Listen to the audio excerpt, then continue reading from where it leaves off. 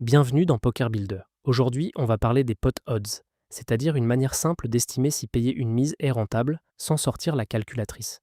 L'objectif de l'épisode, te donner une méthode en 3 étapes, utilisable en pleine main, même quand tu débutes.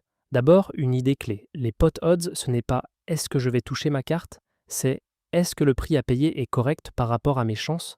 Tu peux perdre souvent et quand même avoir un call correct parce que sur le long terme, tu gagnes de l'argent quand le prix est bon. La méthode simple en 3 étapes. Étape 1. Compter tes outs. Approximativement, un out, c'est une carte du paquet qui améliore ta main de façon significative. Exemple typique. Tirage couleur, souvent 9 outs. Tirage quinte par les deux bouts, 8 outs. Une paire qui cherche son brelan, 2 outs. Attention, on compte des outs propres. Si une carte te complète mais peut aussi donner mieux à l'adversaire, tes outs ne valent pas 100%. On y revient dans la partie piège. Étape 2. Utilisez la règle du 2 et du 4. C'est l'approximation la plus pratique au poker. Au flop, si tu vas voir turn et river, tu prends le nombre d'outs et tu multiplies par 4 pour estimer ton pourcentage de toucher d'ici la river. À la turn, si tu ne verras qu'une carte, tu multiplies par 2 pour estimer tes chances de toucher à la river. Ce n'est pas exact au pourcent près, mais c'est largement suffisant pour prendre une bonne décision en jeu. Étape 3. Comparer tes chances au prix à payer. L'idée, tu compares ton pourcentage estimé à la cote que te donne le pot. Pour rester simple, on peut faire ça sans fraction compliquée en se posant une question très concrète. Est-ce que je dois gagner souvent pour que ce call soit bon ou pas si souvent? La règle rapide. Si tu dois payer petit par rapport au pot, tu as besoin de gagner moins souvent. Si tu dois payer cher, tu as besoin de gagner plus souvent. Techniquement, le seuil de rentabilité, c'est montant à payer divisé par pot total après ton call. Mais tu peux retenir une version facile. Payer la moitié du pot, c'est environ 25% requis. Payer un tiers du pot, c'est environ 20% requis. Payer la taille du pot, c'est 33% requis. Pas besoin d'être parfait. L'objectif est de savoir si tu es clairement au-dessus, clairement en dessous ou dans une zone grise. Exemple obligatoire, tirage couleur au flop, 9 outs. Imagine, tu as 2 cartes à cœur en main et au flop, il y a 2 cœurs. Tu as donc un tirage couleur. En général, un tirage couleur au flop, c'est 9 outs. Les 9 cœurs restants dans le paquet. Avec la règle du 4, 9 outs multiplié par 4, ça fait environ 36% de chance de compléter ta couleur d'ici la river. Donc en gros, un peu plus d'une fois sur 3. Maintenant, décision payée ou folder selon la taille du pot. Casse A. Le pot est de 10 euros, ton adversaire mise 5 euros. Avant ton call, le pot fait 10. Il mise 5, le pot passe à 15. Tu dois payer 5 pour espérer gagner 20 au total après ton call. Le prix à payer est donc 5 pour gagner 20. Ça correspond à environ 25% requis. Or, ton tirage couleur a environ 36% de chance de rentrer d'ici la river. Donc en pot odds pur, payer est rentable. KB.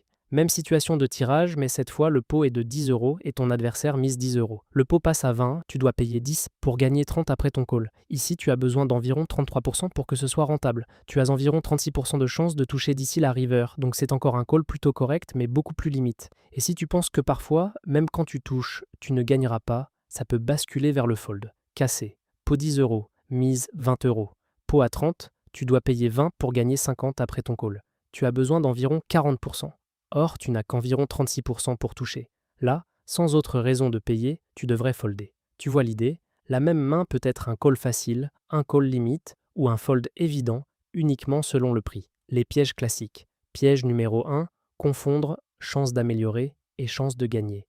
Avec un tirage couleur, tu as environ 36% de chance de faire couleur d'ici la river. Mais faire couleur n'est pas égal à gagner le pot. Si l'adversaire a déjà une main très forte, ou s'il peut faire une couleur supérieure, ou s'il peut faire un full house quand la couleur rentre, ton pourcentage réel de gagner peut être plus bas. Conclusion. Les outs ne sont pas toujours 100% propres. Piège numéro 2, oubliez que l'adversaire peut aussi améliorer. Exemple fréquent. Tu touches ta couleur, mais la carte qui complète ta couleur double le board et donne un full à vilain. Ou encore, tu as un tirage couleur, mais l'adversaire a un tirage quinte et peut te dépasser sur une partie des rivers. Ça ne veut pas dire qu'il ne faut jamais payer. Ça veut dire qu'il faut rester prudent quand le board est pairé, très connecté, ou quand l'action indique une main très forte chez l'adversaire. Un repère simple pour débuter. Si ton tirage est évident et que l'action est énorme, tes outs sont peut-être moins propres. Si tu penses que quand tu touches, tu ne seras pas toujours payé, tu gagnes moins quand ça rentre. Si tu penses qu'au contraire, tu seras souvent payé cher quand tu touches, tu gagnes plus quand ça rentre. Mini-exercice, pot 10 euros, mise 5 euros,